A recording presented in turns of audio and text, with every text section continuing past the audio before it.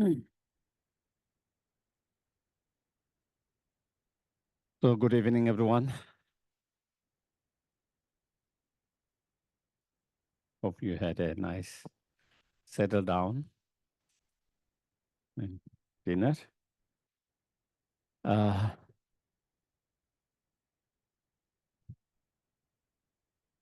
I would like to start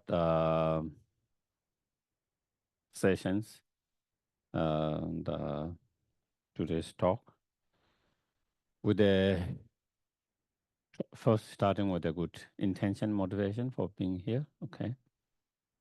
Um, so first we try to quiet our mind and try to bring our mind in present moment.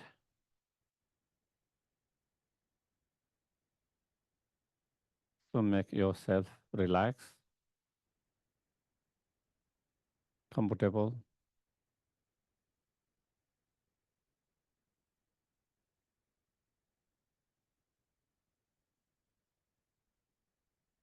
and just observe your breath as you inhale,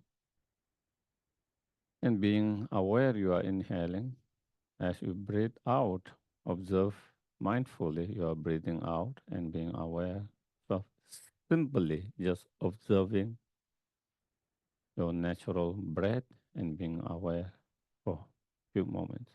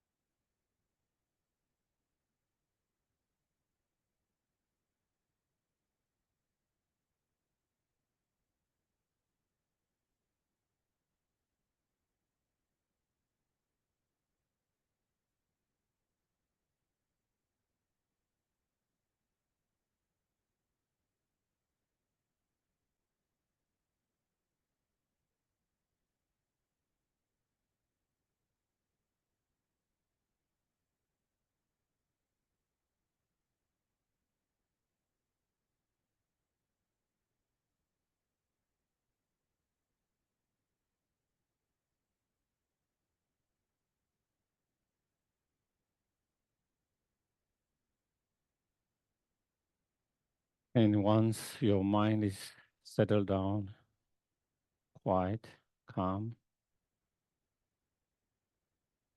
then try to generate good intention for being here.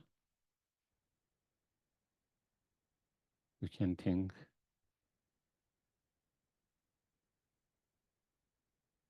by coming here to listen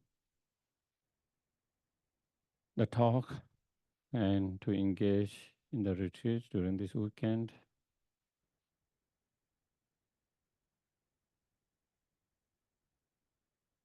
All the different activities that we engage, may all of this become cause and conditions to have healthy body, healthy mind,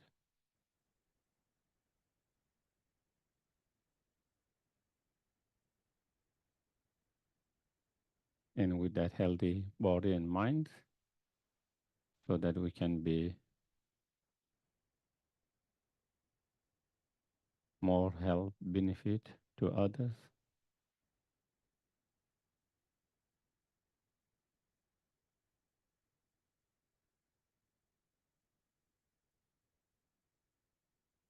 And to be able to take care of ourselves better.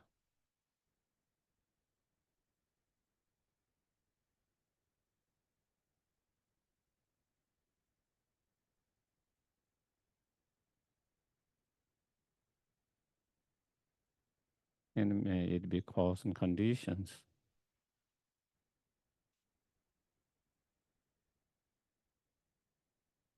to cultivate and to fully develop all the positive mental states,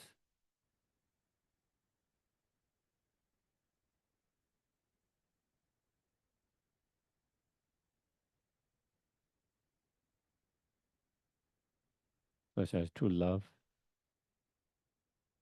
compassion, the awakening mind of bodhicitta, and wisdom, and so forth.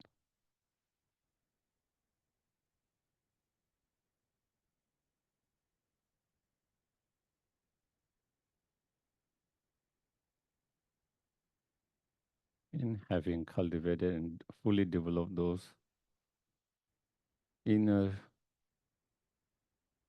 healthy, positive attitudes, mind,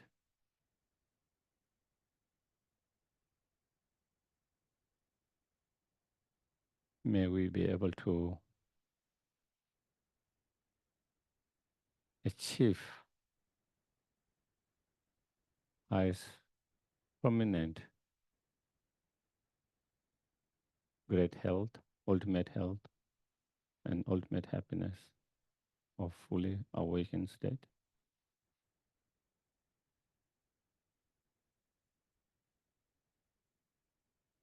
So we can be greatest help and benefit to not just ourselves, but to all sentient beings.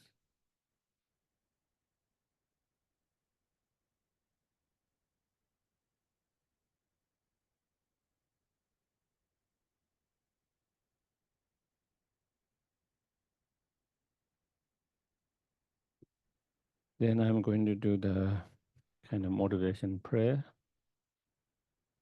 Sangye chedan sogi chonam la changchu patu dani gyapsuch dagi jin sogi pe sonam ki dola penche sangye dupash. Sangye chedan sogi chonam la changchu patu dani gyapsuch dagi jin sogi pe sonam ki dola penche sangye dupash. Sangye chedan sogi chonam la changchu padu dani gyapsuch dagi jin sogi pe sonam ge dola penje sangye du parasho.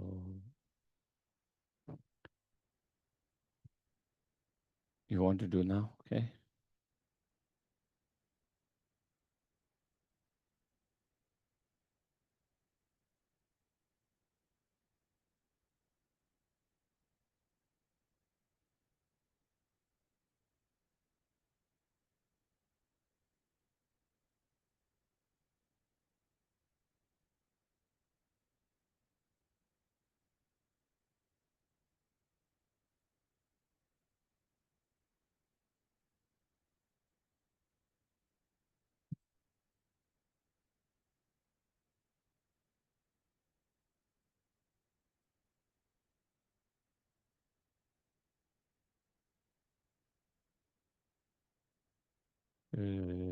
Ge chung shin me to tam ri ra leng shi yin de gen pa de sang ge shin tu mi de 우와이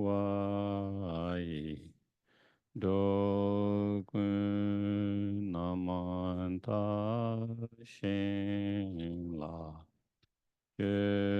그파쇼 이담 구루라나 만달라가니야타야미. So I think many of you probably know what is going on, but for those who are new, it's just uh, it is in history, it is mentioned that Buddha, after he achieved enlightenment, um, he didn't taught for 49 days. And after 49 days, he was requested to teach or share his wisdom, his experience. And so only then he started to teach. So, so in so the tradition is still, unless you have been requested to kind of teach or share, normally you are not kind of tradition. You are not kind of go out and kind of force others. And so this is kind of keeping that tradition is a way of um, making the offerings of body, speech, and mind, universe, body, spirit, symbolizing the universe, the body, speech, and mind with those things, and then requesting. Uh, so I think um, that was what was going on. Okay, just a little bit. Uh, so coming to the today's topic, um, what is healing? Is interesting. you know, uh, of course, healing is kind of process of getting health, maintaining health, and restoring health. You know, and when we talk about health, we can talk about physical health, emotional health, mental health. You know, and the physical health, emotional, mental health is very um, connected. You know, especially from Buddhist understanding. From the Buddhist understanding of that, there's a huge connection between the body and the mind. You know, so your emotional well-being affect your physical well-being. You know, or your physical well-being or not being well, not in, not feeling well or feeling well, can affect your mind. Vice versa. So they are not kind of isolated, but they are interrelated, interconnected. Um,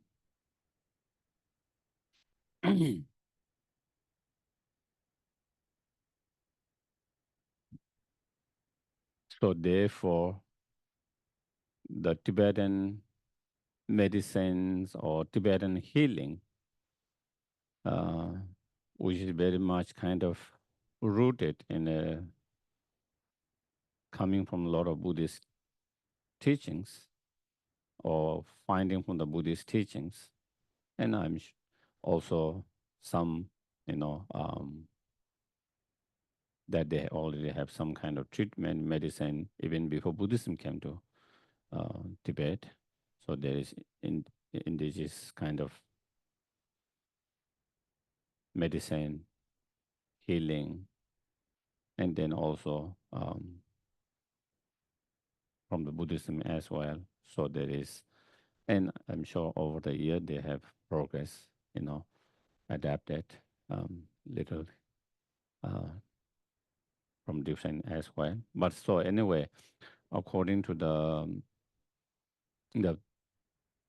the Tibetan medicine or Tibetan healing, uh, the approach is very holistic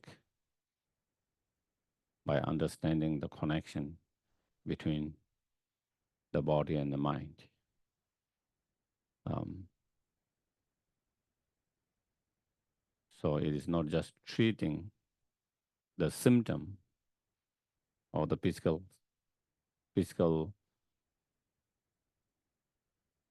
disease or the symptom of that disease.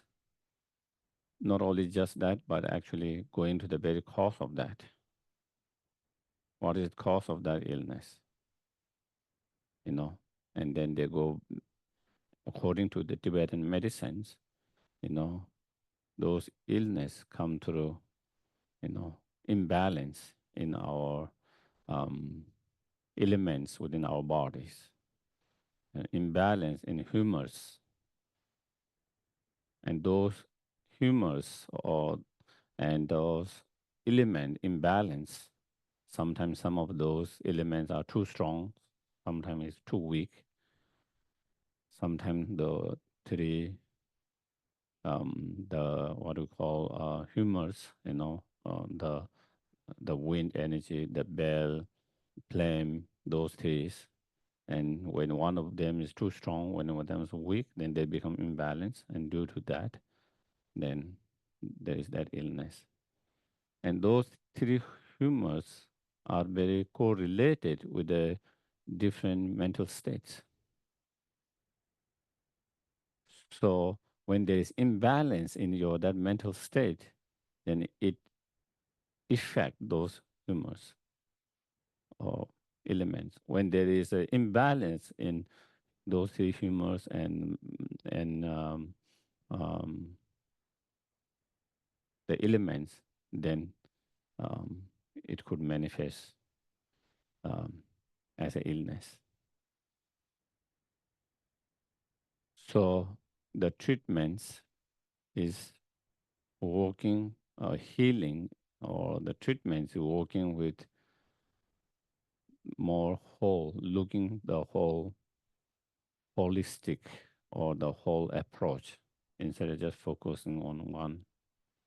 So working with your, for example, in terms of some kind of physical illness, you know, whatever treatment that is required, the medicines, surgeries, you know, um, psychologists, psychotherapies, whatever different treatment that might require, as well as working with your lifestyles, diet, your lifestyles, you know, and as well as working with your mind, your emotional state, you know.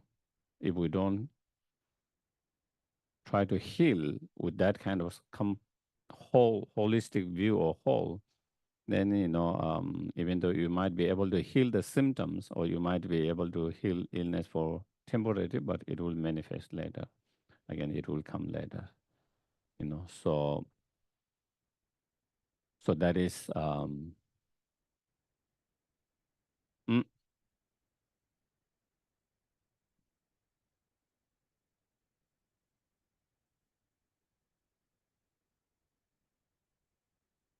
so according to Buddhism, or in a Vajrayana or Mahayana Tibetan Buddhism, we can find three kind of disease.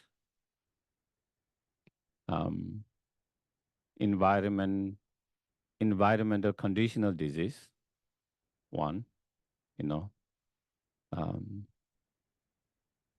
that is more primary cause of our unwell or illness or not feeling well, is primarily caused by um, you know environment conditions.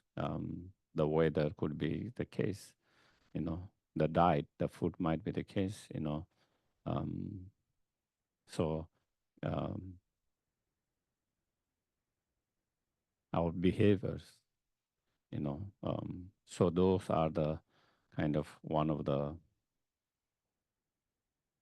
illness. Then they also describe what we call primarily karmic disease. And those primarily the karmic disease are the primary cause of such illness might be something energy that you are carrying from the past, not necessarily immediate kind of environment conditions here. In such cases, maybe the doctors, or they can do all the things and they don't see any problem, but the person doesn't feel well. They cannot find any cause for that, why that person is feeling unwell. They can do all kind of different taste, everything, and they still cannot find, unable to diagnose, unable to. And but the patients is definitely not feeling well, is not healthy, is sick. And sometimes those are from the past karmic, strong karmic um, illness. And those require different treatments. It those kind of, to heal such illness, unwellness, it cannot be treated by same kind of medicines that is treated for those medicine that is affected by environmental conditions. And so that the way to treat that is different ways, the way to heal that. And so in the Buddhist scriptures, they talk about, um, certain particular um, practices, engage in certain virtuous actions or activities to change that karmic conditions, the karmic energy. And that karmic energy, the karmic cause, condition change, then it can be healed. Person can be healed. And there are many stories about, even in my lifetime, many, like there are children who was having different issues, not feeling well, illness. They go and see doctors, and the doctor couldn't figure out what the problem was. Whatever medicine treatment they give, it is not working. It's not having any positive impact, not change. And finally, sometimes they go to a certain teachers who has certain ability to see more, and then they see some kind of karmic connection there, strong karmic energy connections, and then they recommend certain different rituals or different practice for them to do to change that karmic energy or the imprint, and by doing that, they recover. And in some cases, they went to teacher, and the teacher says, you have to send the child to the monastery. And the child came to the monasteries, and after some year, the illness just went. So by being there and through his some kind of practice, whatever he did, there was some change in that karmic energy, and that, and in some other cases, other practices, not, it is not always one practice, because it can be effective by different karmic energy, karmic conditions, and it might require different um, practices, virtuous practices. Sometimes the individual can do themselves. Sometimes someone else can do for them. The ceremony, the rituals. That So again, there is that the way to heal such karmic disease is then actually working with your karmic energy to transform and change your karmic energy. By changing that karmic energy, you are able to kind of transform or heal from that illness. Mm.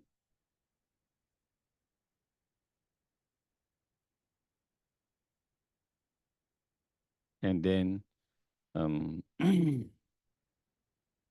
sometimes there can be a illness, um, which due to the projections of your mind, you know, And so, in a sense, sometimes, again, they are unseen kind of energy, you know, not just a environmental energy, but there are some other energy, unseen energy that can affect someone, you know. Um, and when there is, again, those are again difficult to diagnose because it is not something caused by some kind of environmental conditions, but is by some other energies, unseen kind of energies. And so when in that cases, again, um, when someone is able to diagnose with certain, again, you know, more kind of highly developed um, people who have highly developed or they have certain um, special um, qualities to be able to see those kind of energies.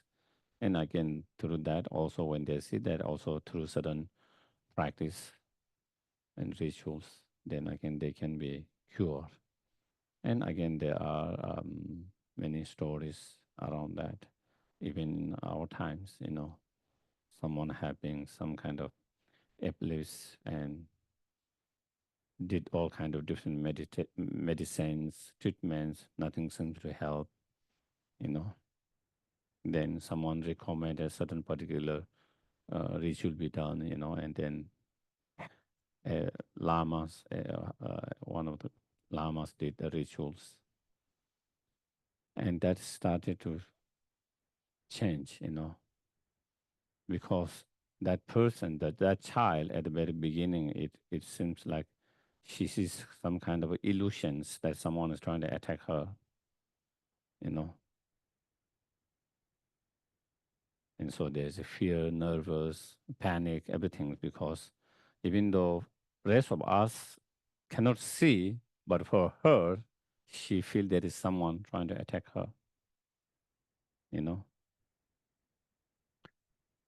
And so after the rituals, then it became less. She's kind of saw some kind of protections wall between that being and her, and so she felt kind of protected by that wall. In her mind, that is how she see, you know, illusions or apprehension. And then slowly, slowly, she was able to not have that illusion, that seeing and that feeling, and then she didn't have any of that problems. And so there are many stories like that who had um, those kind of illness, those kind of um, sickness, and the medicines, the doctors are unable to help, even though they have tried different things. And but then by relying on from that by suggested or advised by someone to do certain another form of practice rituals, and in some cases they have been able to heal from that. So so the approach is the way to heal is many different ways, and then we use uh, certain meditations, using the visualizations, using the mantras, uh, and certain other meditations as a way to heal. Again, it's some again it helps. Um,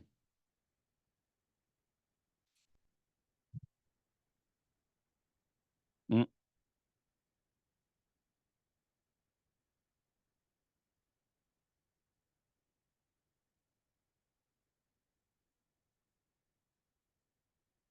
so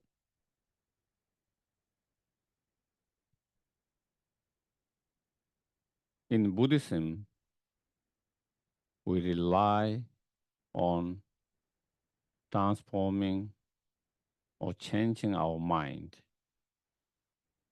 and thereby improving our mental state, and thereby improving our emotional state. And when you have a healthy mind, when you have healthy emotions, then it affects your physical well-being, and you can have more healthy. And um, so then in Buddhism, the focus is going to the very root of that, very root. Of course, you try to rely on the treatment doctor or whatever, but not only just that, you actually try to work with your mind. And that is the very important part of the healing of the process. As I mentioned, a very, as I mentioned, a very holistic. And because in Buddhism, the view is that, the mind is the creator of everything. So the mind is the most powerful.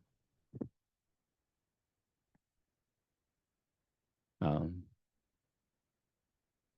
the mind can create illness, unhealthy,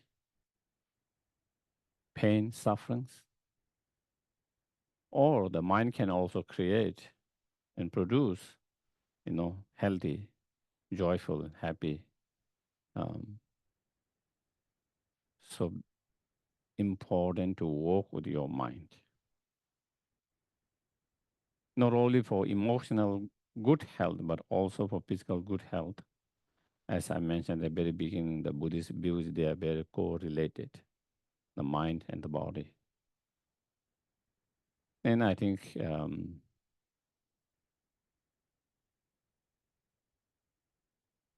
nowadays, I think there is enough research to actually um,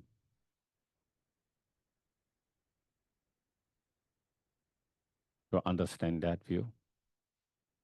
You know how when our mind is not peaceful, calm, agitated, disturbed, how can affect our high blood pressure, our sugars, our stress levels, all of that. There is how our state of mind affect. You know,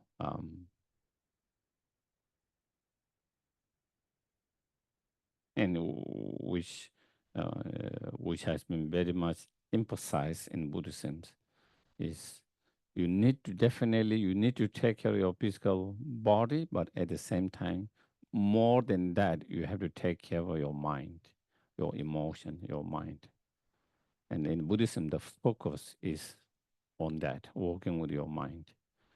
So to develop positive state of mind that can calm your mind, and that can relax your mind, you know, and develop positive state of minds. And through that, it affect your emotional state. So, your mind is more calm, relaxed, more positive outlook towards the world. Everything is more kind of positive, more confidence, and all of that. I think so. mm,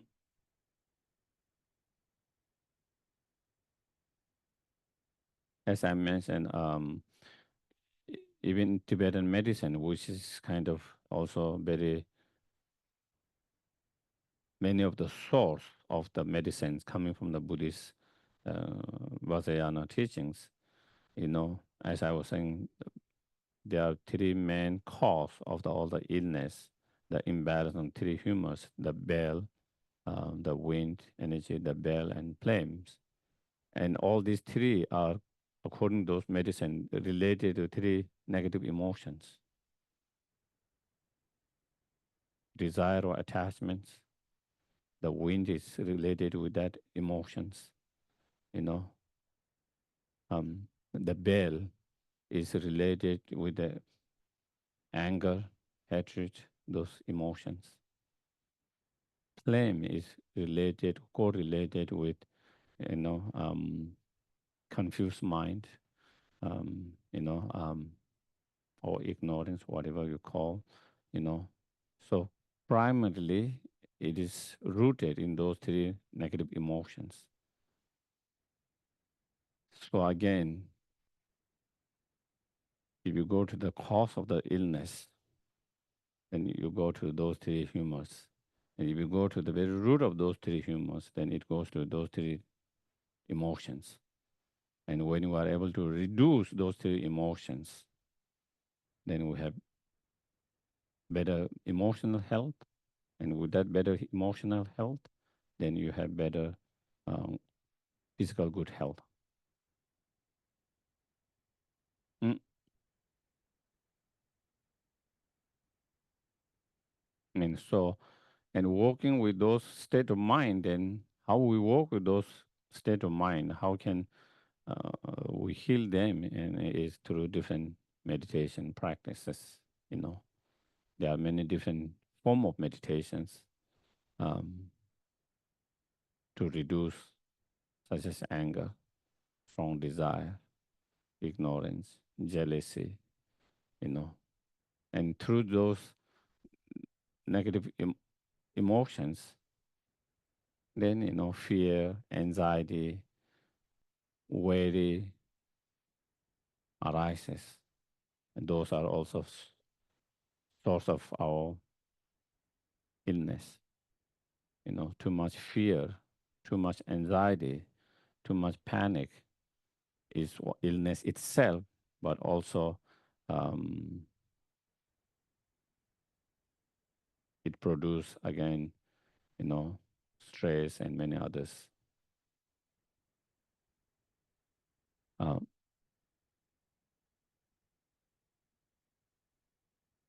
Less attachment, less anger, less fear,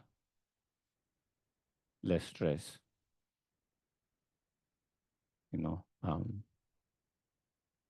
Less stress, less fear is good for your both emotional and physical well-being. You know, when your mind is more calm, peaceful. Um, so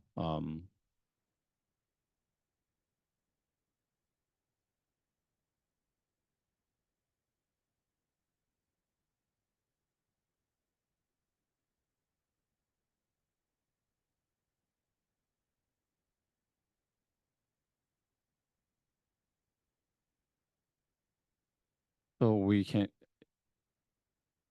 as I mentioned in Buddhism, the mind is the most powerful in terms of creating happiness, or whether we experience suffering or whether we experience happiness, very much affected by our state of mind.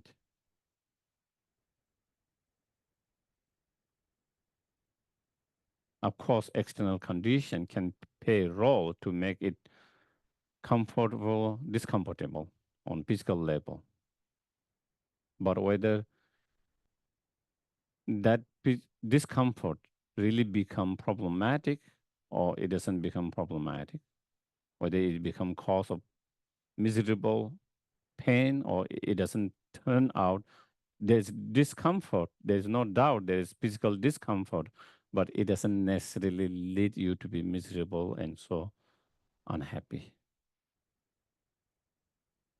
And it depends on whether it become that little bit of physical discomfort, whether that become real miserable and problematic and painful, or it doesn't become so much problematic, not so painful, not miserable. It depends on your state of mind. It depends on state of your mind.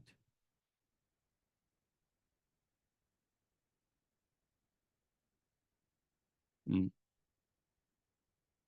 Sometimes people have same kind of discomfort on physical level, but for one, it becomes as pain, sufferings, miserable. For someone, they are just fine with that.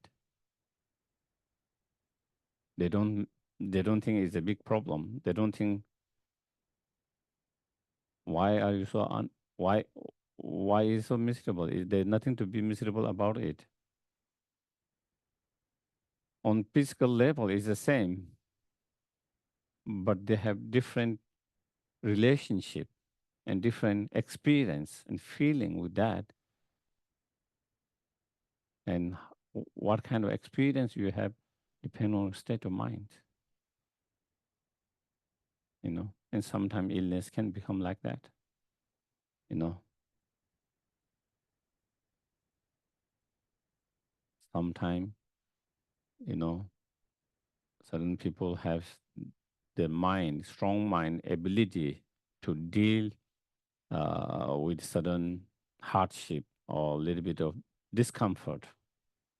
And for them, it's not a problem, or even they don't even consider it as illness and doesn't become miserable. And for someone, it can be miserable in that. One time I was talking with um, one of my friend, you know, he used to be a monk, but not anymore. So how are you feeling and this and that, you know? So I have some allergy, you know, from the plant, especially juniper.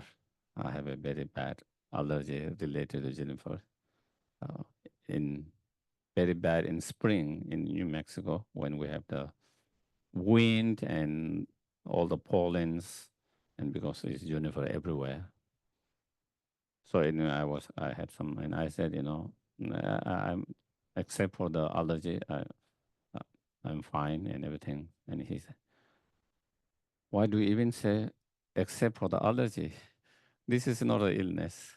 This is not a problem. Uh, uh, and that is it. You know, this is just a allergy, cold. This is for his approach is that his way of looking at that. You know, there is a discomfort. Definitely, there is some kind of physical discomfort in that.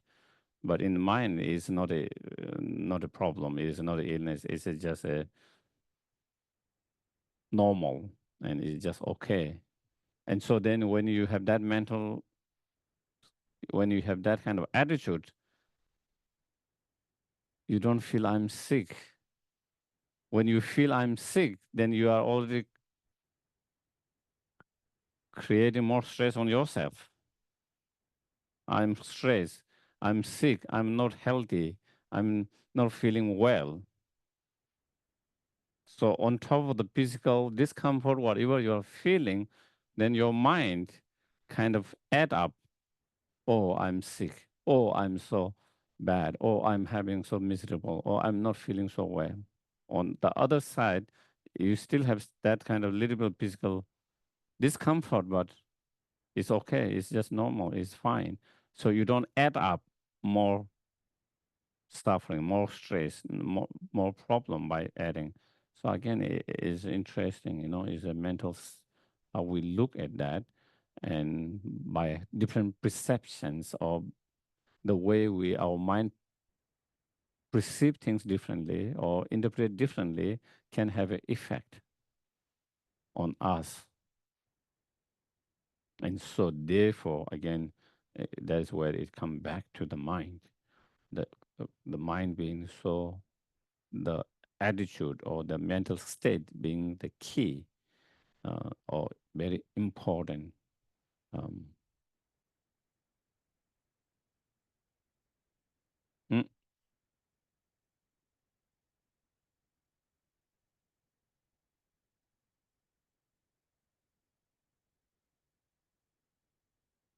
And again, in that being the case in Buddhism, the healing, one of the important factors to heal yourself of any kind of illness or to help someone to heal is to have the compassion. Compassions play big role, big role. Buddha himself, like there are stories in the Buddhist teachings, you know, the three basket. of the Buddhist teaching. In there, they describe of many different instances when someone is sick during the Buddha's time, and the Buddha's visiting the patients, giving them some advice, consultations, or sometimes Buddha is unable to go. Some of his disciples, like Shariputra, Mongoliana, others, they go and visit those who are sick and giving them advice, consulting them with the empathy, you know, compassion, kindness, and some of those are able to cure very quickly or response to whatever treatment they are going very quickly, better. Why? Because that person who's receiving, they felt care, love from them. And when they feel this, the love and care and kindness or compassion with someone, their mind become more positive and more calm, peaceful, less agitated, less negative attitude, thought. And with that mind, then it responds. It helps their emotional, better emotional well-being. And with that better emotional well-being, it responds in their physical well-being. And therefore, the Buddha advised, he said, the best doctors or nurse, the doctors and nurse who take care of patients, who take care of people who are ill and sick, whether it's physical level, emotional level, mental level, whatever, most important is treat them with love, compassion, empathy, care, not out of desire for some gain, your selfish attitude. And that was the Buddha's advice. And that was what Buddha himself did. And and also, I think I have also heard from many peoples, that the patients respond better when they feel the kindness and the love and compassion of the person who's treating them, who's taking care of them. If they don't feel that, even they might be taking the same medicine, same treatment, they don't respond so well, you know, they don't respond so well. So how you respond to your treatments depend on state of mind very much also. If you have more positive mind, healthy mind, you know, more confidence, feeling more confidence, more positive outlook, you know, and if you feel being cared, loved, you know, then whatever treatment you are doing, there's better result, it responds better. People heal better. People heal more quickly. Um, on the other hand, when they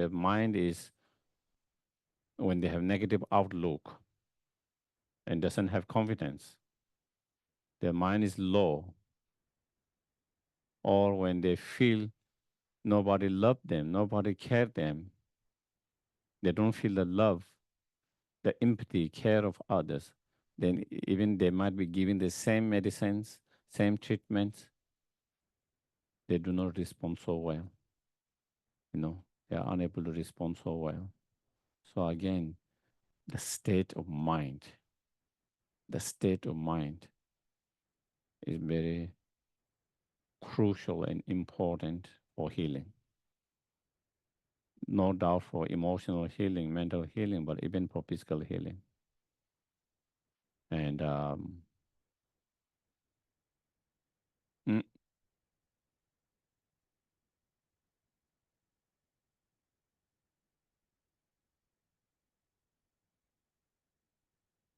yeah, and so therefore,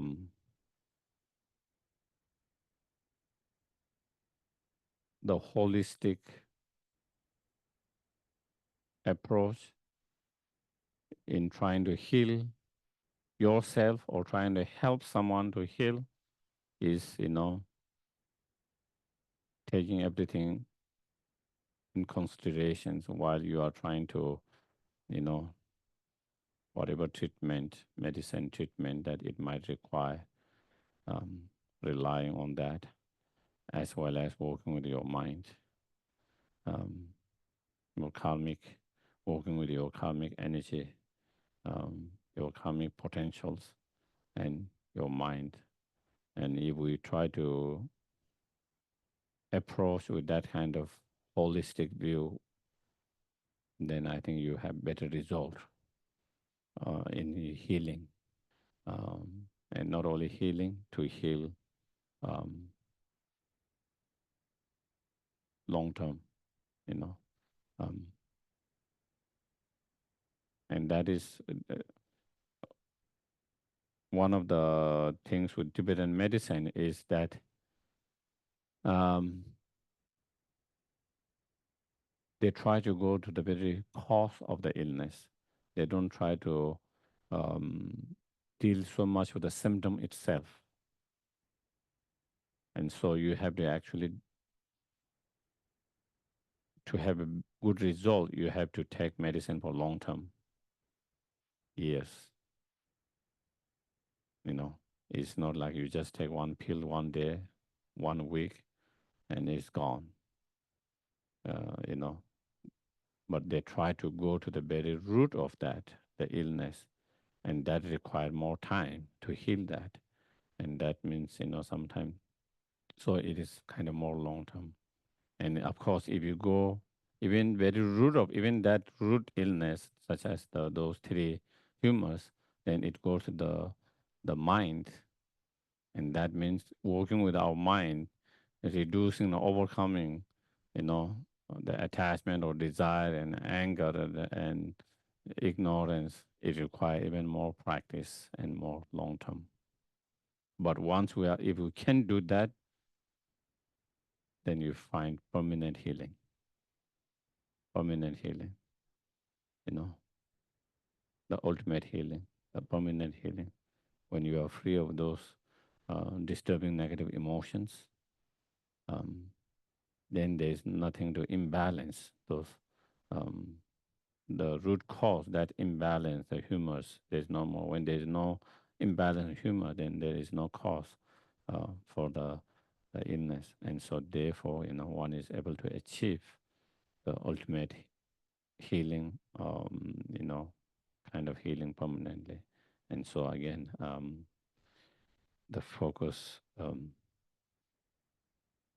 and yeah, and there are many way of self-healings method, you know. It doesn't mean, again, you don't kind of stop relying on the doctors and other treatments while you do that, but also there are meditation practice that one can do to heal, you know. So combining both is a more holistic approach. Um,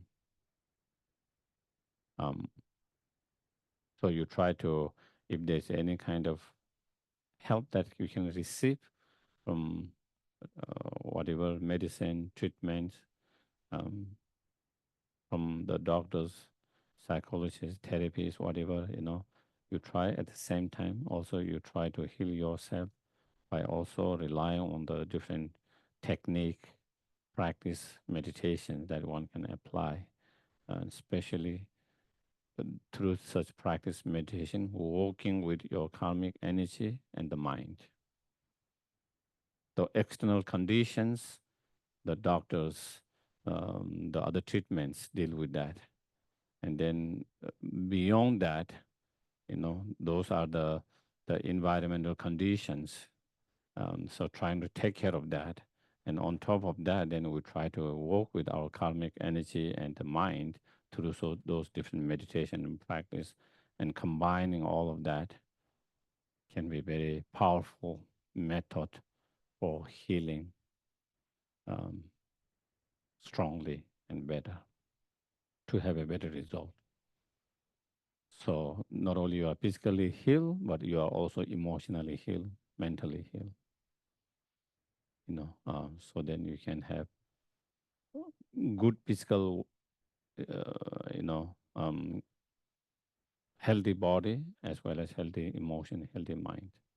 That is, sometimes you can have you might feel healthy body, but you might have emotionally not healthy, not well. You know, also vice versa. But we want to have all. Um, so I think that is a little bit what is healing in Buddhism from Buddhist point of view. Um, of course, I think different spiritual have different method for healings. You know, um, some other spirituals practice maybe they rely on divine blessings, miracles, healings from the Creator God or more powerful that. In Buddhism, because we don't have that ideas, the view of that. So the way that we heal is working with our own mind, the emotion, the mind, through different practice meditations. So the cause of our emotional unbalance, emotional illness, emotional unhealthy is due to our own mental state, mental attitude, and also that affect our physical unhealthy, physical health. And so also healing is also we try to not only rely on the external medicine and treatment, not only we rely just on that, but also we go beyond that and also try to um, change and transform the karmic energy and the mental state, the emotional and mental state, and that is the way to heal. Okay. Any questions?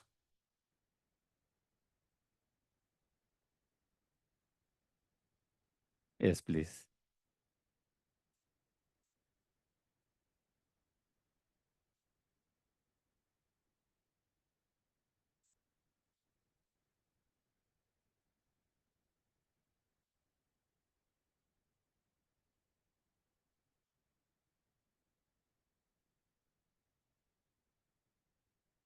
Mm-hmm.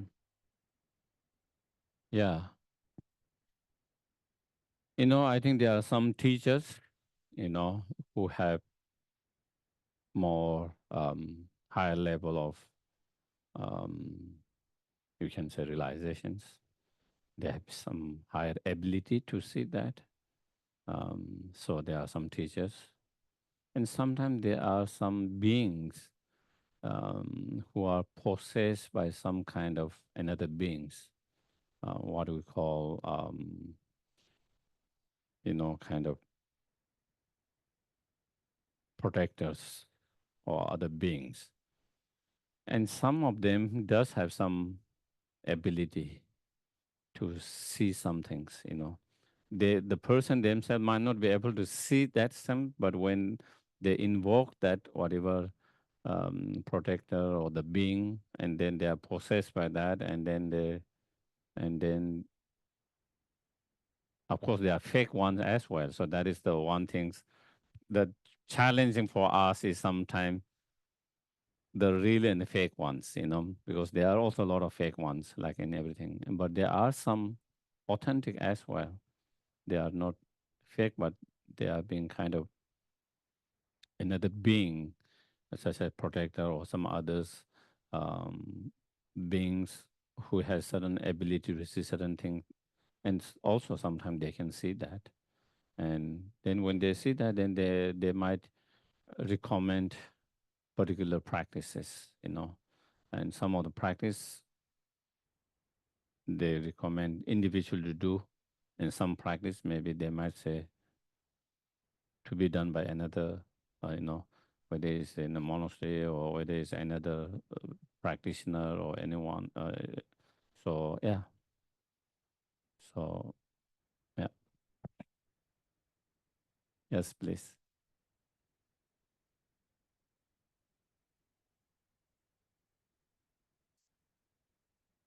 Hmm.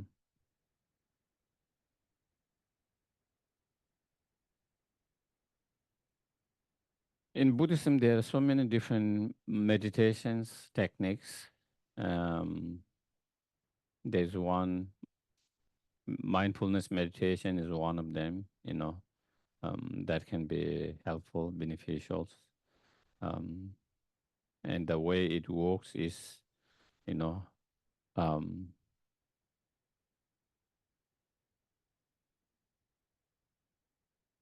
you don't give um, fuel to that anger. If you don't give fuel to the anger is just momentary like this. It's just like spark.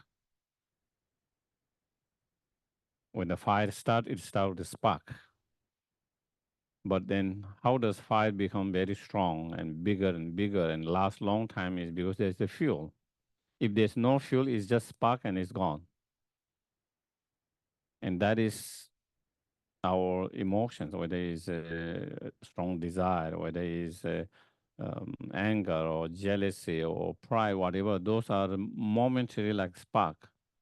But the thing is that we give fuel to that by, overthinkings or having too many thoughts and chains of thoughts uh, that give fuel that emotion, that feeling to intensify and last long.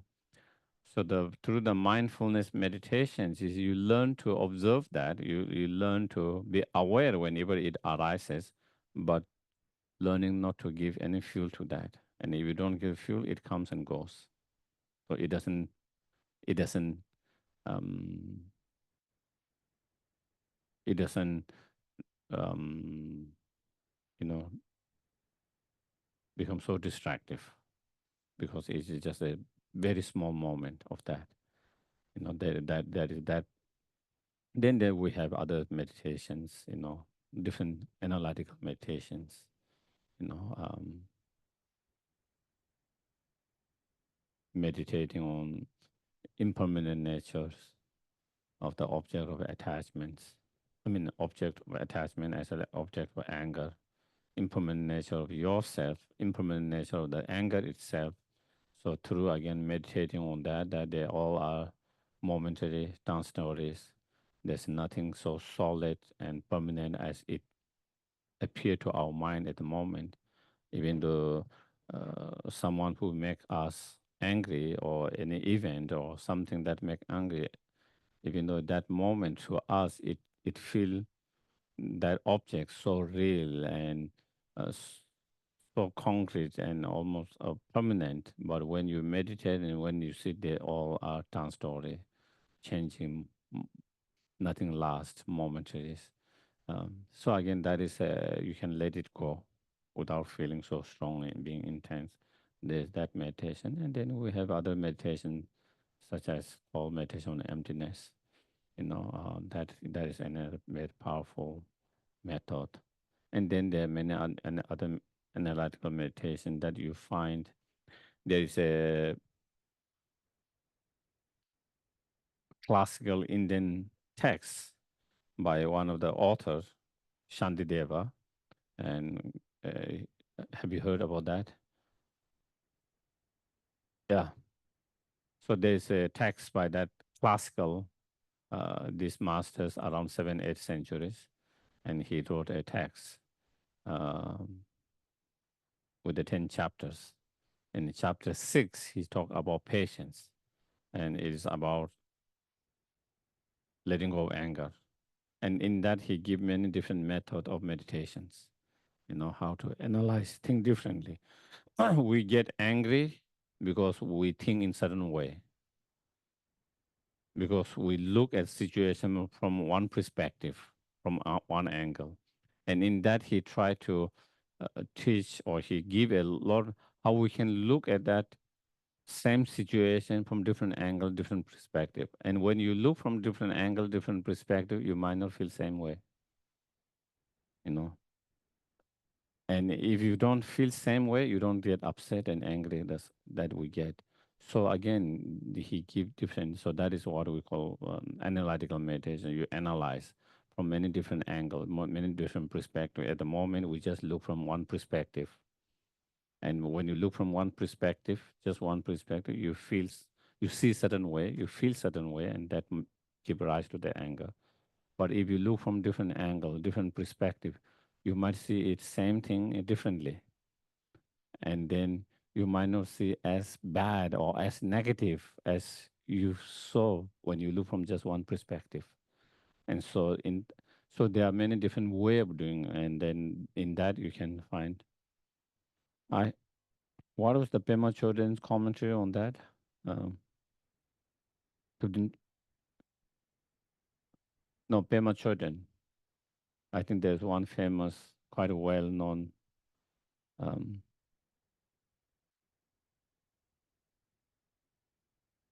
on this Shantideva's commentaries.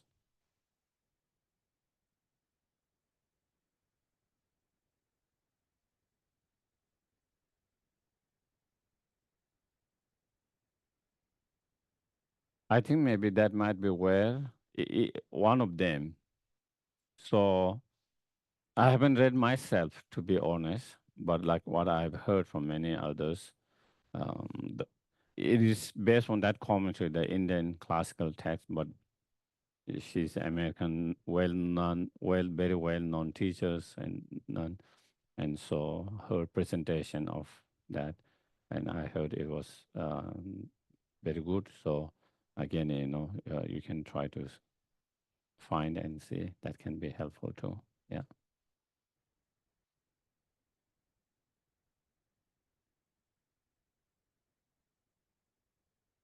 Hmm. And is there any question in the Zoom or no? Okay. So then we do the yes, please, Johnny.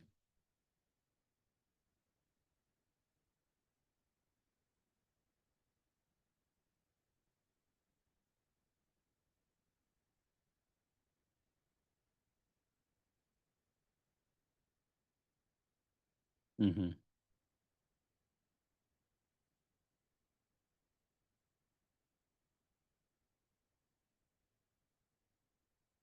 Mm-hmm.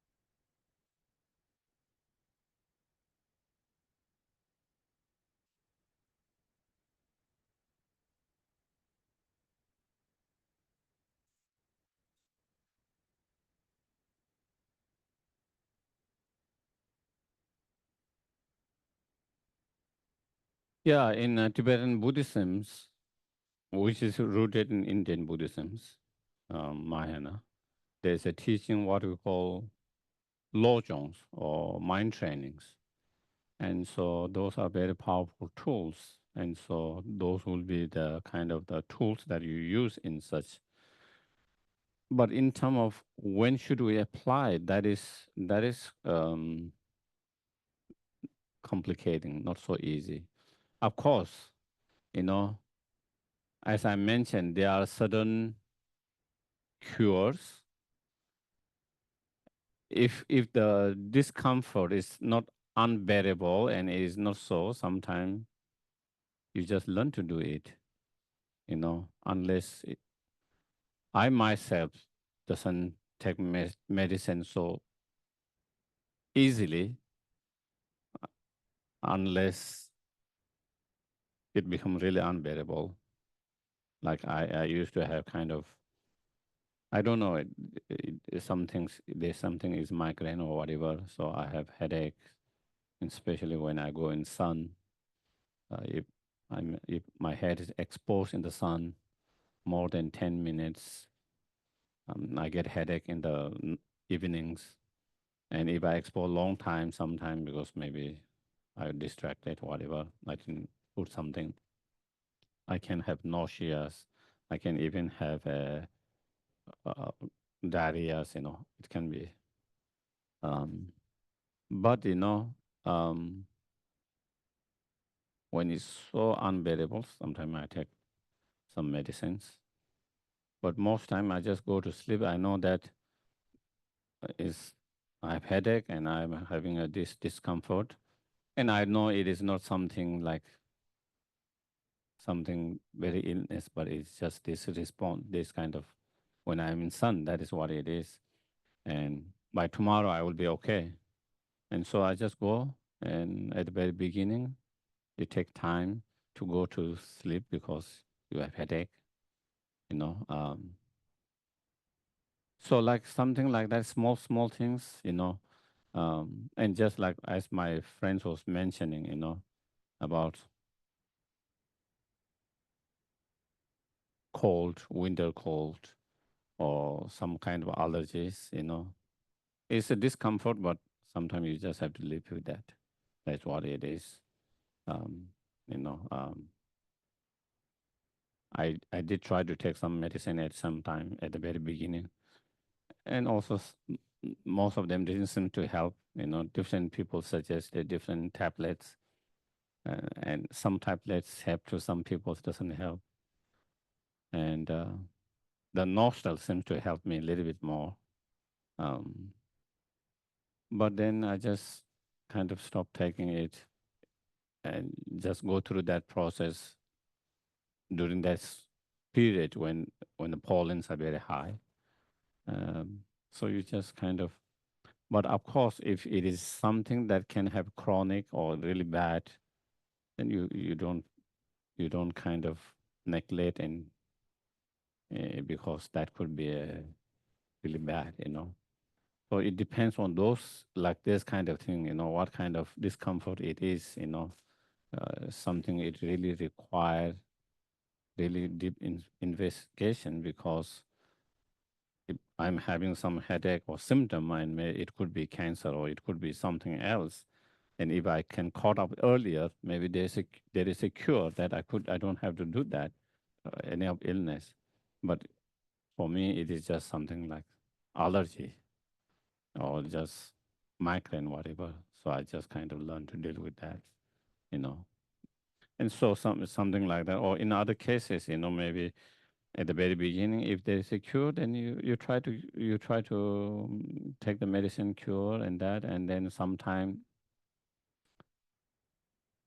you try different medicine, different cure and that, and sometimes there is no cure, and then that is the time to say, okay, I'm okay with that, and I will deal with that.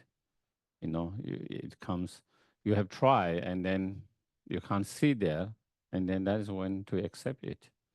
You know, someone's dying, and you try to take all the medicines for whatever you are dying from to cure, and then there are certain time when doctor says, everyone says, there's sorry, there is nothing we can do about it.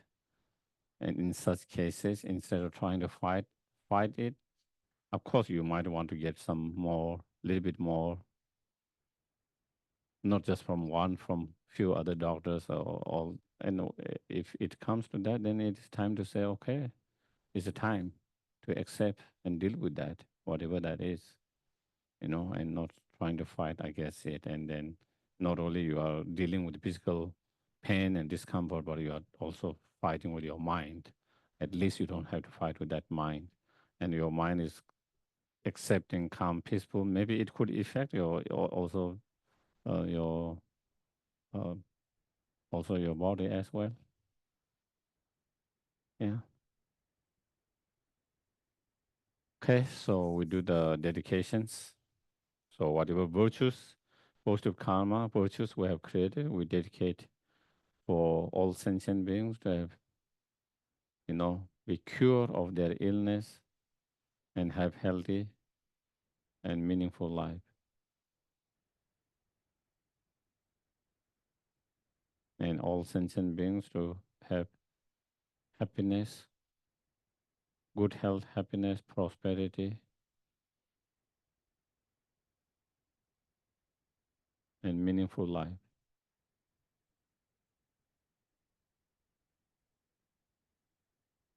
And for all sentient beings to achieve true love, compassion, the awakening mind and the wisdom, and then to achieve fully enlightened state or fully awakened state. Gyawa di nyudu da lama sangye du pyo ne dowa chi gyama le pa te sa la kwe pa sho chanchu samjo rinpo ch ma ge pa na ke kyo che gyawa nyamba me pa kong le kong tu pe wa sho kan re ra we ko re shingam de pen dan de wa ma le chung we che re sen wang tin zi ya so sha pe si de pa tu ten kyo chi tu tu chang xin chang we Ling bei wei gun shi chuo song gui le men da su du jie gun de niu quan xiao. Thank you. Good night. One good night. Thank you. Thank you. Good night.